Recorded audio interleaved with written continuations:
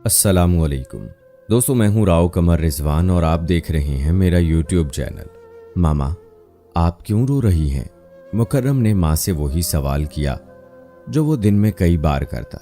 वो क्यों रोती थी ये वो नहीं जानता था। उसने हमेशा अपनी माँ के आंखों के किनारों को भीगे हुए ही देखा था। उसको पढ़ाते हुए कॉपी के कई सफ़ात आंसुओं के शबनम से नम हो जाते थे। खेलते हुए, बाजार जाते हुए, खाना बनाते हुए, किसी महफिल में जाने के लिए तैयार होते हुए मुकर्रम ने हमेशा हुस्ना की गहरी काली आंखों को नमकीन पानी से लबरेज ही देखा था। 7 साला मुकर्रम को लगता शायद उनका खिलौना गुम हो गया है या उनको कहीं चोट लगी है। कुछ नहीं हुआ बेटा, आप अपना काम करें। इस सवाल का जवाब लिखें अब आप। हुस्ना ने उसकी कापी पर उंगली रखी। ये देखें मम्मा, आपके रोने से ये सफ़ा भी गीला हो गया है। अब मुझे फिर से टीचर से डांट पड़ेगी। हुस्ना ने गीली आंखों से कापी को देखा और आंसू रोकने की नाकाम कोशिश करते हुए उसको छोड़कर कमरे में आ गई। हुस्ना की माँ, जो काफी देर से अपनी बेटी और नवासे को देख रही थी और साथ साथ 8 माह की ज़हरा को आलू के चिप्स खिला रही थी, ज़हरा को उठाए मुकर्रम के पास चली आई। मामा को किसी ने डांटा है क्या नानो? नहीं तो बेटा, लाओ मैं काम करवाती हूँ आपको। मामा थक जाती है ना, सारा दिन जॉब भी करती हैं इसलिए। हुस्ना की माँ आमना ने ज़हरा को वॉकर में बिठाकर उसकी कापी अपनी तरफ खिसकाई और उसको काम करवाने लगी। हुस्ना प्राइवेट स्कूल में बतौर उस्तानी काम करती थी। स्कूल अच्छा था इसलिए तनख्वाह भी अच्छी थी। माँ की इकलौती बेटी थी इसलिए शादी के बाद भी माँ आमना के पास ही रही। दोनों बच्चों की पैदाइश और उनकी देखभाल नानो ही करती थीं। ज़हरा सारा दिन नानो की गोद में रहती, रात को हुस्ना के पास सोने को जाती। अक्सर उसको वो भी मुयस्सर ना आती तो नानू के साथ ही सो जाती। मुकर्रम को लगता कि उससे ज़्यादा नफरत तो ज़हरा मामा से करती है। ना मामा के पास जाती है, ना उनसे प्यार करती है। कई बार हुस्ना उस नाजुक जान को 2-4 थप्पड़ भी मार देती। जब कभी हुस्ना का गुस्सा बेकाबू होता तो ज़हरा के साथ मुकर्रम भी आताब का निशाना बन जाता। पागल हो गई हो क्या? बच्चों का क्या कसूर है? इन्होंने क्या किया है? एक ऐसी ही शाम जब दोनों को बेदर्दी से मारते हुए हुस्ना के हाथों से आमना ने नन्ही ज़हरा को खींचा और मुकर्रम को भी अलग किया। इनको दूर ले जाएं मेरी नज़रों के सामने से, मुझे नहीं अच्छे लगते ये बच्चे। हुस्ना ने लाल अंगारा आंखों से बहते आंसुओं को बेदर्दी से अपने गाल पे रगड़ा। तुम मार दोगी क्या इनको जान से? ये इसके ही नहीं, तुम्हारे भी बच्चे हैं। तुम्हारी कोख से जन्म लिया है इन्होंने। आमना ने सहमे हुए बच्चों को अपने सीने से लगाया। हुस्ना उन दोनों को नफरत से घूरते हुई कमरे में चली गई। उसके पास उनके बारे में बहस करने का ना वक्त था ना ही अल्फाज। उसने उन दोनों को जन्म जरूर दिया था मगर माँ नहीं बन पाई थी। वो उनकी हर ज़रूरत का ख्याल रखती, ना धूप देखती ना छाँव। उनके मुंह से निकलने वाली हर ख्वाहिश को पूरा करना उसका अव्वलीन फ़र्ज था। वो उनसे मोहब्बत नहीं करती थी, उसको मोहब्बत थी तो सिर्फ बाकर से, उनके बाप से, जो मोहब्बतों के बेशुमार दावे करता था। मामा बहुत गंदी है ना मेरे पास, कोई मैजिक होता तो उनको अच्छा बना देता। मुकर्रम ने नानो की गोद में हिचकियां भरते हुए कहा। नहीं बेटा, ऐसा नहीं कहते, मामा बहुत अच्छी है। आप तंग भी तो बहुत करते हैं ना, नानी ने प्यार से उसको समझाया। मुकर्रम को माँ का चेहरा बदसूरत लगने लगा था। नानो, मामा बहुत अजीब लगने लगी है, उनका चेहरा बहुत खौफनाक होता जा रहा है। मुकर्रम ने छोटे छोटे हाथों से अपने आंसू साफ किए। बेटा, मम्मा को ऐसे नहीं कहते, अभी आप छोटे हैं ना, कुछ बातें आपकी समझ से बाहर हैं। आमना ने उसको खुद में समेटते हुए खुद कलामी की। बच्चे हैं अभी, वो नहीं जानते कि उनके बाप ने क्या किया है। तुम्हारी मोहब्बत के हिजर से वाकिफ नहीं है अभी। आमना बच्चों को सुलाने के बाद हुस्ना के पास आई, जो लैपटॉप पे अपने स्टूडेंट्स के लिए असाइनमेंट बना रही थी। अम्मी, बच्ची इसी का खून है, वफा से आ रही। जब जब उनको देखती हूँ वो याद आता है, नफरत है उस शख्स से और उसके बच्चों से भी। हुस्ना ने सर दोनों हाथों में थाम कर मुंह नीचे गिरा लिया। मैं क्या कह सकती हूँ, तुम्हारा फैसला था ना बेटा उससे शादी का। तब भी मैं कहती थी कि दिल से नहीं दिमाग से सोच लो। आमना ने उसकी बेबसी को देखकर समझाना चाहा। वो मेरे साथ होते हुए भी मेरा ना था। मैं बात करने को तरसती रही, उसका सुनने को तरसती रही और वो किसी और की आवाज़ की मिठास का मज़ा चखता रहा। मेरी मोहब्बत के साथ इतनी बड़ी खयानत। माँ की बातें तो शायद उसको सुनाई ही ना दी थी। उसकी आंखों से रिमझिम शुरू हुई थी। माँ का दिल तड़पा। उन्होंने उसे अपने सीने से लगा लिया तो वो बिलक बिलक कर रो दी। आमना समझ सकती थी कि उनकी बेटी के खून में वफा दौड़ती थी। बाकिर की मोहब्बत उसका ओढ़ना बिछोना थी। वो मुल्क से बाहर मुकीम था। हुस्ना के कागजात मुकम्मल करवाते 2 नन्हे मेहमान जिंदगी में आ गए, जिसकी वजह से सब कुछ ताखीर की नज़र हो गया। और बाकिर ने हुस्ना से शादी के 1 साल बाद ही वहाँ किसी डॉक्टर से शादी कर ली थी। हुस्ना को तो उसकी शादी की भी खबर ना होती अगर वो उस डॉक्टर की तस्वीर सोशल मीडिया पे बाकिर के साथ ना देख लेती। शादी की उस तस्वीर के साथ तारीख भी लिखी हुई थी। उस दिन बहुत कोहराम मचा था। आमना ही जानती थी कि कैसे उन्होंने बेटी के हाथ से चाकू छीना था, जो अपने साथ साथ बच्चों को भी मार डालने के दर पे थी। ज़हरा अभी चंद दिन की थी। मैं तुम्हारी शक्ल भी देखना गवारा नहीं करती। आइंदा यहाँ फ़ोन ना करना। बाकिर का फ़ोन आते ही उसने चीख चीख कर कहा था। क्या हुआ, कुछ बताओगी या बस चीखती ही रहोगी? बाकिर ने फ़ोन के दूसरी तरफ से कहा। खुद यहाँ शादी करके अपनी ज़िंदगी को जन्नत बना लिया तुमने, अब मुझसे पूछ रहे हो कि क्या हुआ है? मुझे सुलगने के लिए छोड़ रखा है तुमने? कहाँ कमी देखी थी तुमने मेरी मोहब्बत में जो तुमने शादी रचा ली? वो धाड़ी थी, रोई थी, कुरलाई थी। उसका जिस्म गुस्से की शिद्दत से कांप उठा था। नन्ना मुकर्रम पास खड़ा सुन रहा था। वह माँ की दिलदोज़ चीखों से सहम गया। देखो, तुम्हें कोई गलत फहमी हुई है। ऐसा कुछ नहीं है। तुम्हारी मोहब्बत को भी मैं नहीं भूला हूँ यार।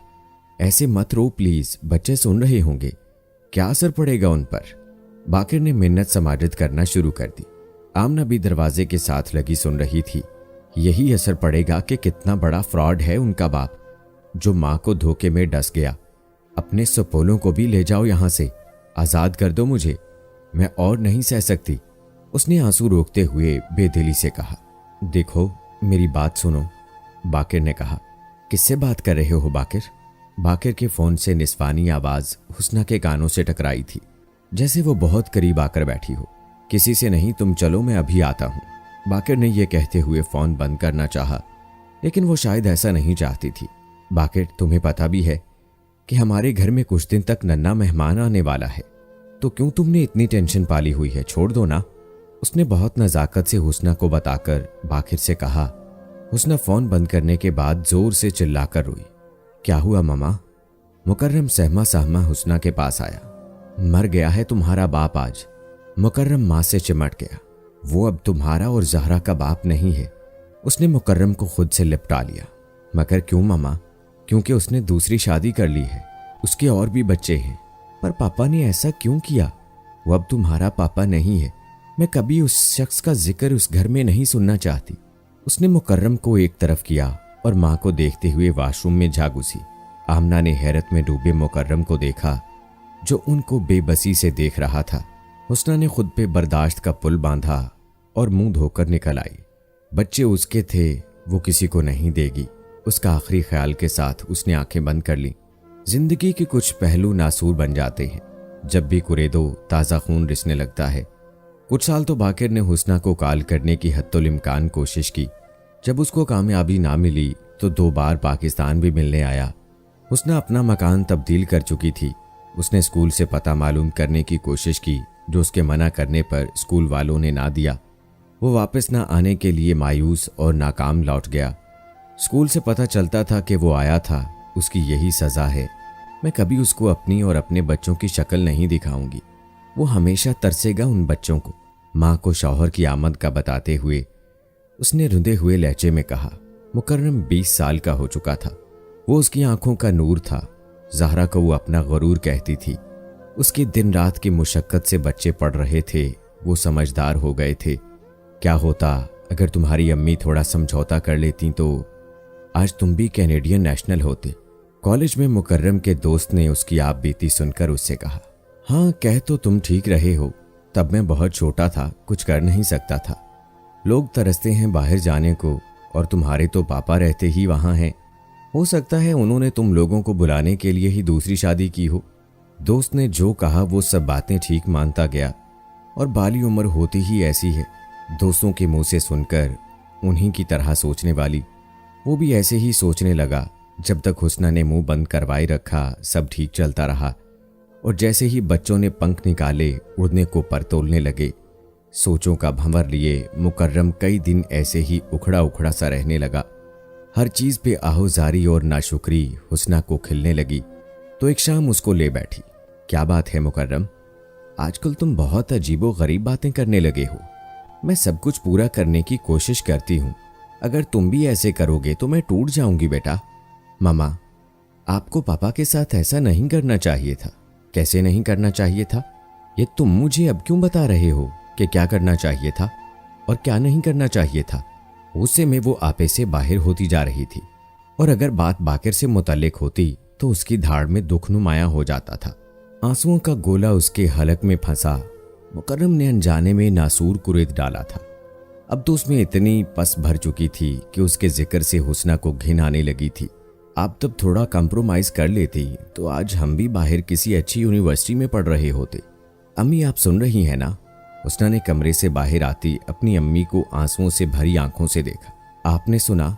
अम्मी, मेरी औलाद बड़ी हो गई है, बाप के पास जाना चाहती है। कहती थी ना तब कि इसका खून है उसी जैसा नमक हराम और धोखेबाज, पर आप नहीं मानती थी। आमना हुस्ना के पास आकर बैठी। वक्त और उम्र ने उनको बहुत ज्यादा बड़ा कर दिया था। क्या हुआ हुस्ना, क्या कह रहा है मुकर्रम? उन्होंने कांपता हुआ हाथ मुकर्रम के कंधे पर रखा, जो दोनों हाथ में मुंह छुपाए बैठा था। खुद ही पूछ लें क्या कहता है। हुस्ना ने ज़हरा को आवाज दी। ज़हरा, इधर आओ बेटा। दोनों को सोफे पे बिठा के वो अब आखिरी फैसला करने को तैयार थी। तुम दोनों बहन भाई आपस में तय कर लो, और तैयारी भी। अब तुम लोग मजीद मेरे साथ नहीं रह सकते। फैसला कर लो आज ही और जाओ। उसने निहायत गुस्से से कहा और वहां से चली गई। ज़हरा ने हैरत से मुकर्रम को देखा। उसको माँ के इतने सख्त रवैये की बिल्कुल तवक्को ना थी। क्या जरूरत थी ऐसी बात करने की जिससे अम्मी को तकलीफ हो? ज़हरा ने नानी को देखा, जो बड़ी होने के साथ साथ बेटी के दुख से कमजोर पड़ गई थी। उनमें हिम्मत बाकी नहीं रही थी कि जवान औलाद और बेटी के दरमियान मुसालेहत करवा सकती। मैंने ऐसा कुछ नहीं कहा, बस पापा के बारे में ही बात की थी। आज दुनिया बाहर जाने को तरसती है। कितना मुश्किल है आजकल बाहर का वीज़ा लगना। मेरे सारे क्लास फेलोज कहते हैं कि मैं भी अपनी तकदीर बदल सकता हूँ, और मेरा तो बाप है वहाँ। कितनी आसानी से बुला सकते हैं वो हमें। अब इसमें ऐसा क्या बुरा है, बताओ मुझे। मुकर्रम ने जज्बातीपन से जवाब दिया।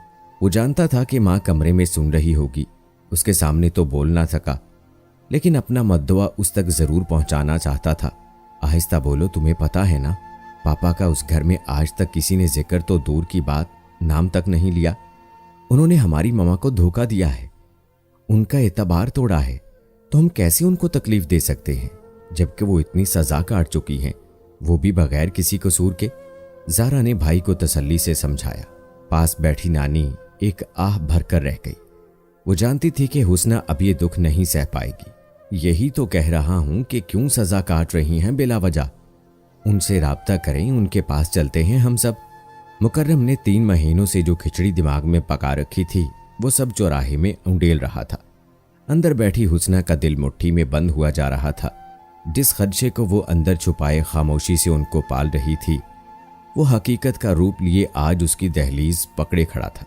तुम्हारा दिमाग खराब हो गया है भाई, पापा ने वहां शादी कर रखी है, उनके अपने बच्चे हैं वहां। शायद तुम ये भूल गए हो तो दोबारा सुन लो। बहन ने गुस्से की शिद्दत से सारा एहतराम बाराए ताक रखते हुए बताया। मुझे पता है, हो सकता है कि वो शादी हमारे ही बेहतर मुस्तकबिल के लिए की हो। मुकर्रम के पास उसके हर सवाल का जवाब दलील के साथ मौजूद था। इतनी देर में हुस्ना बाहर आ चुकी थी। ज़हरा, इससे कहो कि अपना सामान उठाए और चला जाए यहां से। आज से ये भी अपने बाप की तरह मेरे लिए अजनबी बन चुका है। अब तुम मुझे इस घर में नजर ना आओ, जाओ यहां से, निकल जाओ। हुस्ना पूरे जोर से चिल्लाई थी। आमना ने दिल पर हाथ रखा और एकदम सोफे की तरफ झुक गई। नानो, नानो। ज़हरा चौंकी। नानो के साथ बैठी थी, एकदम चीखी। सभी इस अचानक सूरत हाल पर बौखला गए थे। मामा, मुझे माफ कर दें, मेरा मतलब हरगिज आपका दिल दुखाना नहीं था। हुस्ना अस्पताल की गैलरी में बेंच पे बैठी हुई थी, दीवार के साथ अपना सर लगाए बेबसी से आंसुओं को अपने अंदर गिराती हुई। वो सदियों की थकी हुई लग रही थी। माँ ने कहाँ कहाँ उसका साथ ना दिया था। उसकी माँ आमना उसकी छाँव थी, जिसके साए में उसने जलती हुई जिंदगी गुजार दी थी। हुस्ना मुकर्रम की आवाज़ पे सीधी हो बैठी। वो हुस्ना की गोद में रखे दोनों हाथ अपने हाथों में लिए बोसा देने लगा। ज़हरा भी पास ही तस्बीह पढ़ने में मसरूफ़ थी। उसकी तो नानी में जान थी। उसने नानी को अपनी माँ से बढ़कर शफीक पाया था। हुस्ना ने अपने हाथ मुकर्रम के हाथों से नरमी से छुड़ाए। मैं अम्मी की गोद में थी जब अब्बू दुनिया से चल बसे। इन्होंने बड़ी मेहनत से पाला मुझे। यूनिवर्सिटी में गई तो तुम्हारे पापा से मुलाकात हो गई। वो मुझसे सीनियर थे। तब पता चला मर्द का साया क्या होता है, उसके सहारे से औरत कितनी मजबूत हो जाती है। तुम्हारे पापा ने मुझे हर काम में आसानी देनी शुरू कर दी। तालीम मुकम्मल होते ही उन्होंने मुझे शादी का पैगाम भेजा। अम्मी ने मुझे उस पे हाँ करने की बजाय गौर करने का कहा, लेकिन मैं तुम्हारी तरह जवानी और जज्बात में बह गई और इस रिश्ते को कबूल कर लिया। तुम्हारे पापा के घर वालों में से कोई ना माना और हमारी शादी बहुत सादगी से हो गई। उन्हें बाहर एक नौकरी की ऑफर हुई और वो चले गए। उनके जाने के 6 माह बाद तुम पैदा हुए। मैं उनका इंतज़ार ही करती रही और उन्होंने वहाँ भी किसी को अपना कंधा सहारे के लिए दे दिया। उसकी मोहब्बत आकाश बेल की तरह मेरे खून को अंदर ही अंदर चूसती रही, मुझे खोखला बनाती रही, मेरे अंदर सरायत करती रही। मैं उनके फ़ोन का इंतज़ार करती थी और वो मुझसे काम का बहाना बनाकर इग्नोर करते रहे। 2-3 बार आए और आखिरी बार ज़हरा की पैदाइश से पहले गए और फिर लौट के कदम भी ना रखा इस घर में। हुस्ना ने आंखों से टपका आंसू चादर के किनारे से साफ किया। मैं मर्द के साए के बगैर पलकर जवान हुई और जब वो साया मुयस्सर आया तो उसकी छाँव कीकर के दरख्त की तरह ना पायदार निकली, ना धूप ना छाँव। इतना बड़ा धोखा देने के बावजूद तुम्हारा बाप शर्मिंदा ना था। हुस्ना ने एक लंबी आह भरी। और अब तुम अगर जाना चाहते हो अपने बाप के पास तो जा सकते हो। हुस्ना ने उसके झुके हुए सर पर हाथ रखा और माँ के कमरे की तरफ जाने के लिए उठ खड़ी हुई, जहां उन्हें ऑक्सीजन लगी हुई थी। आमना को हार्ट अटैक आया था, लेकिन मामूली नौयत होने की वजह से उनकी जान बच गई थी। हुस्ना ने दरवाजे में लगे शीशे से माँ को देखा। ज़हरा भी उनके पास आकर खड़ी हुई। मुकर्रम उन दोनों के पीछे आ खड़ा हुआ और दोनों को अपने बाजुओं के घेरे में लेकर माँ के सर पर अपना सर रख दिया। हुस्ना ने घने दरख्त के साए जैसी ठंडक महसूस करके अपनी आंखें बंद कर ली। मुकर्रम अपनी माँ को छोड़कर जाने का इरादा तर्क कर चुका था। माँ और औलाद की मोहब्बत तो अटूट होती है। मुकर्रम चंद सातों के लिए माँ से बंधन जरूर हुआ था, मगर हकीकत जानने के बाद वो राही रास्त पर आ गया। लेकिन उसके परदेसी बाप ने उसकी माँ को जो धोखा दिया वो कभी जिंदगी में नहीं भुला सकते वो सब। और दोस्तों, आप क्या कहेंगे ऐसे परदेसी के बारे में? कमेंट बॉक्स में ज़रूर बताएं। मिलते हैं अगली वीडियो में, तब तक के लिए अल्लाह हाफिज़।